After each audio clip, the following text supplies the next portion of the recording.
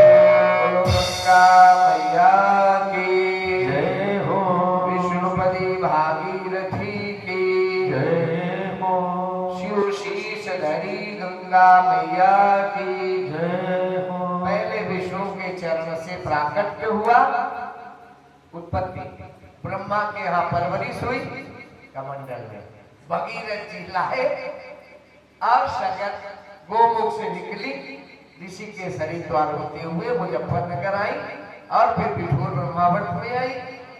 निकली तो गंगा, ध्यान देना, गोमुख से गंगोत्री, बिठूर में आई तो गंगा, आगे अपने सरसैया घाट यहाँ भी गई तो फतेहपुर गंगा, इलाहाबाद में पहुंची तो त्रिवेणी बन गई।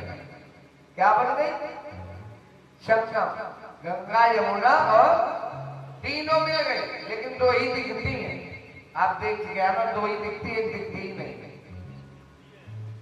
आपने देखा बीच में गए होगे तो दिख गई होगी, बीच में वैसे एक गुप्त रूप में बीच में दोनों धारा, यमुना का नीला पानी अलग दिखता है और गंगा की धारा अलग दिखती है, और दोनों जहां मिलती है, जहां पर संगम है त्रिवेणी है, जहाँ पर नाविक लोग नाव लेके जाके तकत पर स्नान करवाते हैं, वहीं पर तीनों का मिलन होता है। तो ये हो गई संगम।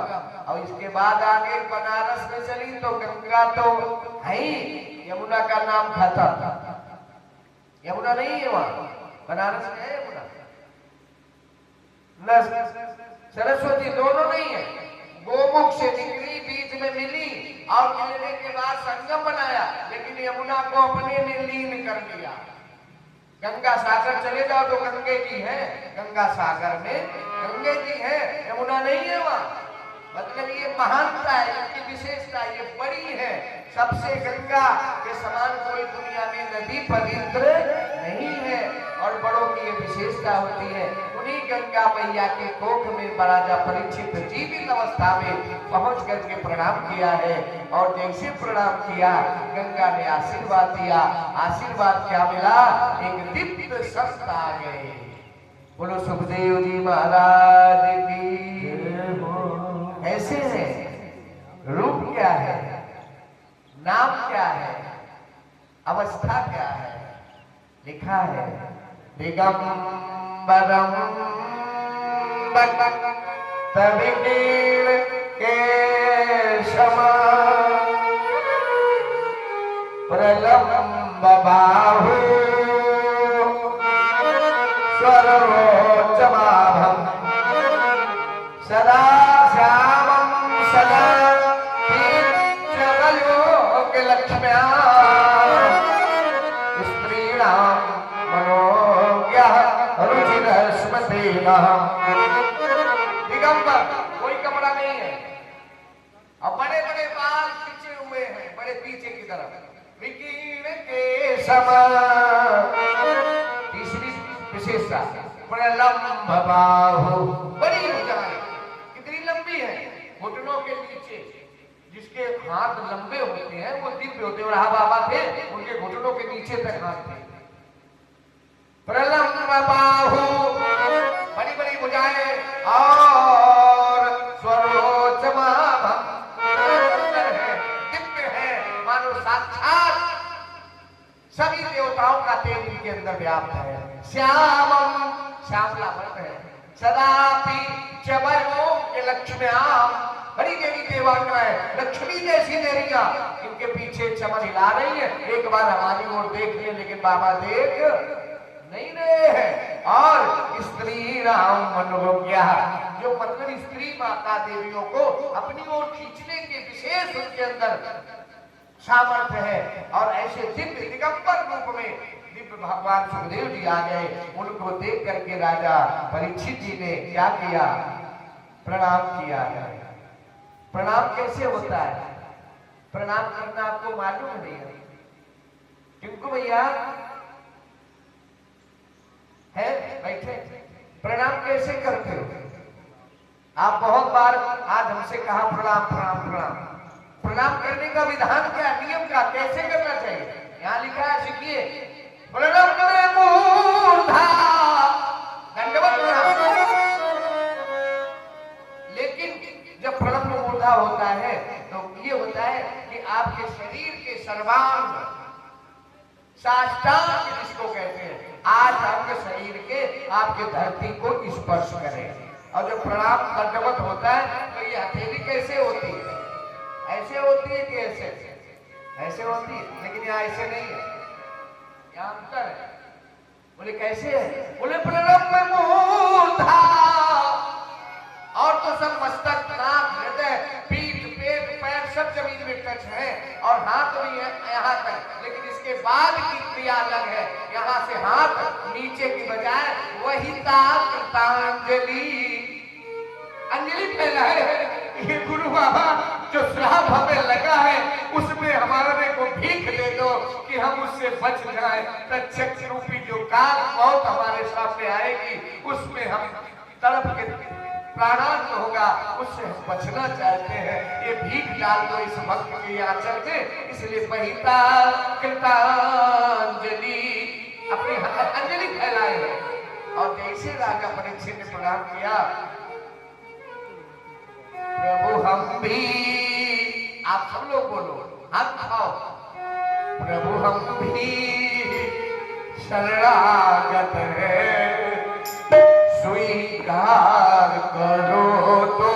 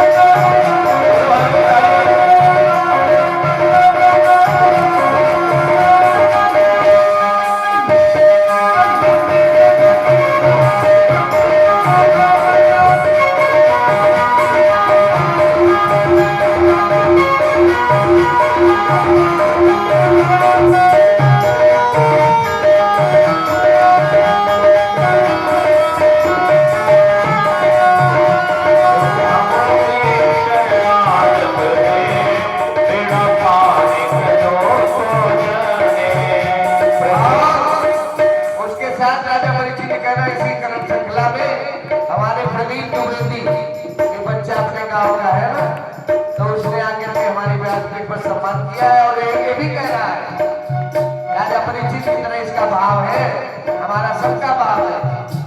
योगी जन तुमको ध्याते, योगी जन तुमको ध्याते, ऋषि मुनि जब ध्याते,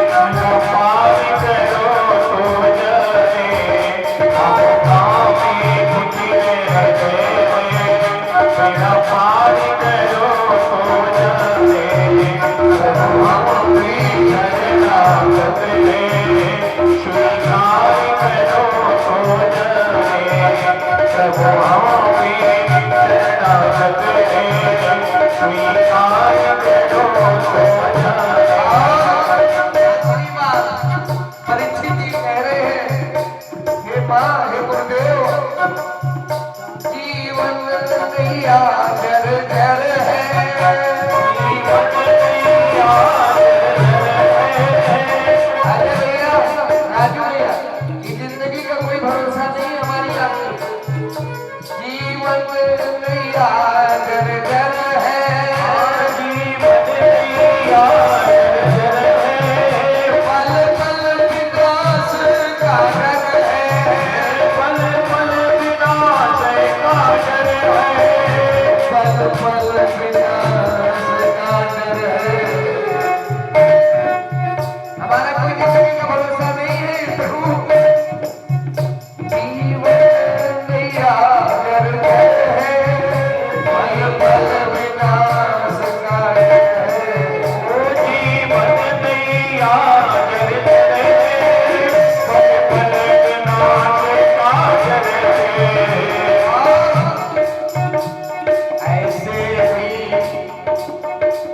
ऐसा पापी पति है मैं हम सब, एक ऐसे भी पथिक का, एक ऐसे भी भक्तों का, मेरा काम करो तो जाए, पथिक का,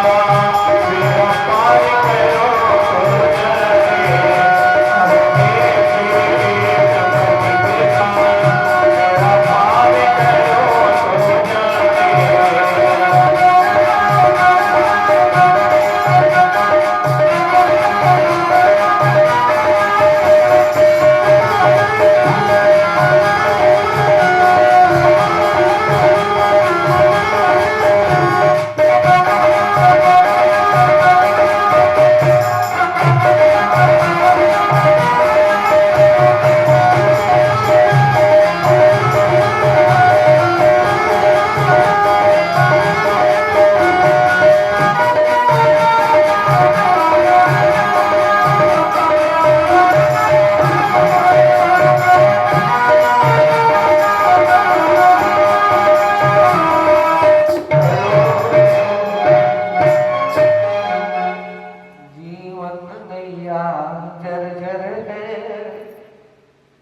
पल पल विनाश का डर है, मेरे भी पितरों का उद्धार करो तो जाने, अब मेरे भी पितरों का उद्धार करो तो जाने। हम सब लोग इसी कामना याचना में भगवान देवादिदेव महादेव और पवन तनय आश्रम के बीच में मां काली के समीप बैठ करके अपने पितरों की संगति, उनका आशीर्वाद हमारे परिवार वंश को मिले, इसलिए प्रार्थना करते हैं। राजा परीक्षित के भाव हमारे भाव जब एक होंगे तो हमारा उद्देश्य शीघ्र सफल होगा। परीक्षित का उद्धार हो गया तो मेरा भी उद्धार होगा, विश्वास करने पर। और जब विश्वास नहीं है, जागी रही भावना जैसी,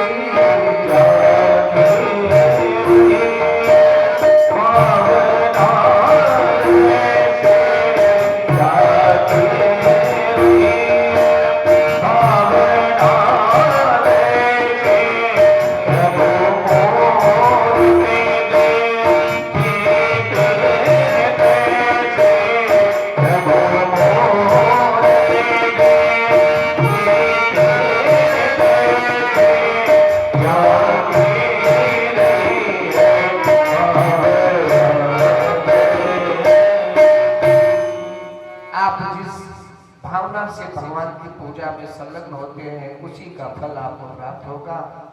जो इच्छा करी हो मन माही और प्रभु प्रसाद कछु दुर्लभ नहीं। सब चलो सत्य पथ पर, चलो सत्य पथ पर, पथिक मन पुजारी सफलता तुम्हारे कदम चूमे। चलो तो, बढ़ो तो, जगो तो, सोने से काम नहीं होगा। देखो इतनी बड़ी व्यवस्था, इतना बड़ा गांव, 2500 की आबादी है, हवाई कितने 250 नहीं। अब जबकि हमने कल कही रहा है, अब हमारे टिंकू भैया और हमारे राजू भैया सब लोग घूमे भी थोड़ा, पवन कनेरी के आश्रम आशीर्वाद दिया गुरु जी का, परंतु फिर भी संख्या कम है। क्यों? ज्यादा काम है। फैक्ट्री में ड्यूटी करती हो क्या तुम लोग? यहाँ की औरतें ड्यूटी तो नहीं करती है ना, जब घर में रहती है। अब कहीं रहे 10-10 लोग उनके निभाना, मैं के फोन कर दो, बहन आ जाओ, अपने ससुराल फोन करो, बहने की करो, सबका बुलाओ, कथा सुनो। ये बार बार जिंदगी में काम अवसर नहीं आते हैं, है ना। इसलिए राम नाम की लूट है, और लूट सको तो लूट, अंत समय बच जाओगे जब प्राण जाएंगे। रसधार हुए ना ये लूटने के लिए, गोता लगाने के लिए, ज्ञान गंगा में आने के लिए आकर के अगर आप चाहो तो भागीदार बन जाओ, और नहीं तो अपने कार्य में लगो रहो। गुरु बाबा का आशीर्वाद मिला है। सुखदेव जी भगवान की जय हो, गुरुदेव भगवान की जय हो। आशीर्वाद मिल गया। राजा परीक्षित जी का प्रश्न है, गुरु बाबा हमारे सामने 2 प्रॉब्लम है, 2 मेरी समस्याएं हैं। बोले क्या है? मेरे सामने मौत खड़ी है और सबके सामने है। ये प्रश्न राजा का नहीं है, ध्यान देना, राजा के माध्यम है, ये समाज का प्रश्न है, देश का प्रश्न है, हर व्यक्ति की एक समस्या है। मृत्यु समीप है, उस व्यक्ति को क्या करना चाहिए? पहला, हम मनुष्य हैं, हमारा मनुष्य शरीर जो प्राप्त हुआ है, परमात्मा ने जो हमें मानव शरीर 84 लाख योनियों में सुर दुर्लभम यत मानुषम जन्मा, जो देवताओं को दुर्लभ है वो शरीर हमें परमात्मा ने दिया है। इस शरीर को पाने के बाद हमारा उद्देश्य क्या होना चाहिए?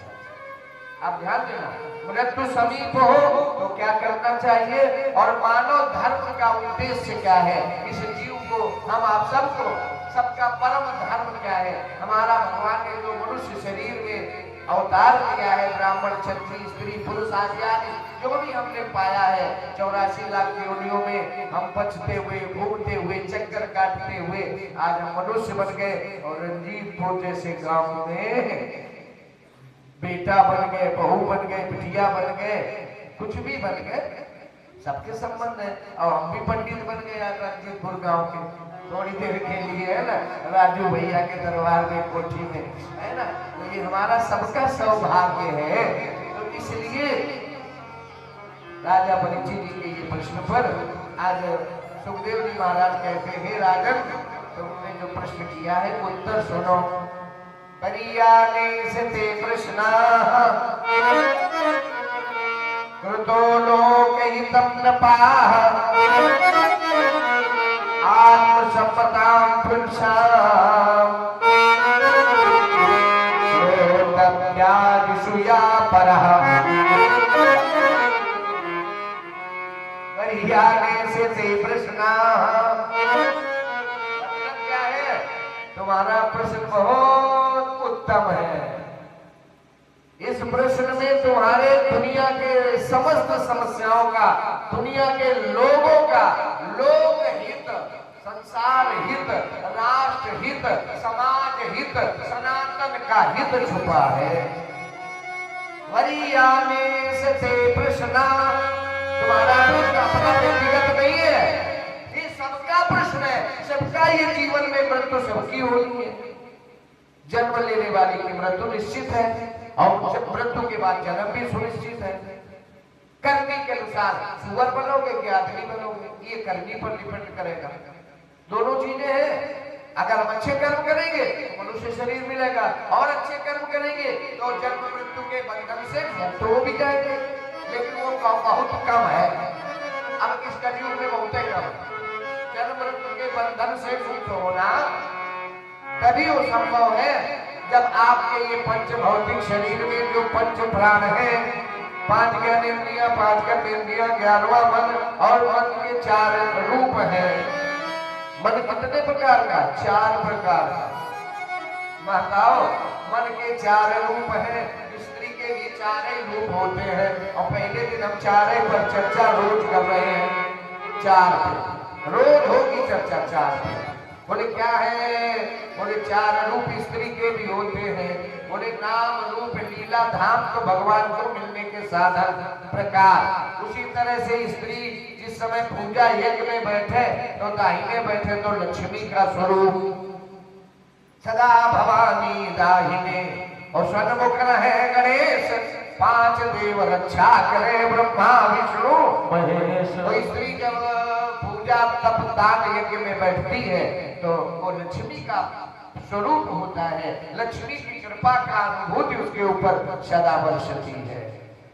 और जिस समय वो भोजन कक्ष में, रसोई कक्ष में प्रवेश करती है तो अन्नपूर्णा का रूप उसके अंदर विराजमान हो जाता है, क्योंकि वो रसोई में अन्नपूर्णा का वास है।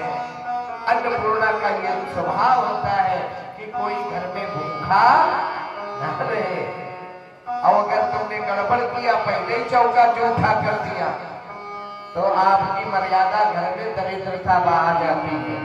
इसलिए कभी भी जब भगवान पहली बार जब रसोई कक्ष में प्रवेश करो तो स्नान करके प्रवेश करो। हाँ, बिना नहाए रसोई में घुसना नहीं चाहिए। पूरी माताएं जितनी है 50, 60, 70 वाली, उनसे पूछ लो। अब हम लोग सुबेरे उठे सीधे, क्योंकि ठाकुर साहब है ना, उनकी डांट कौन सा है? चाय नहीं आएगी, डांट भी उससे बचना है। आप बढ़िया, भगवान की कृपा है, गोविंद की, आपको डांट नहीं पड़ती।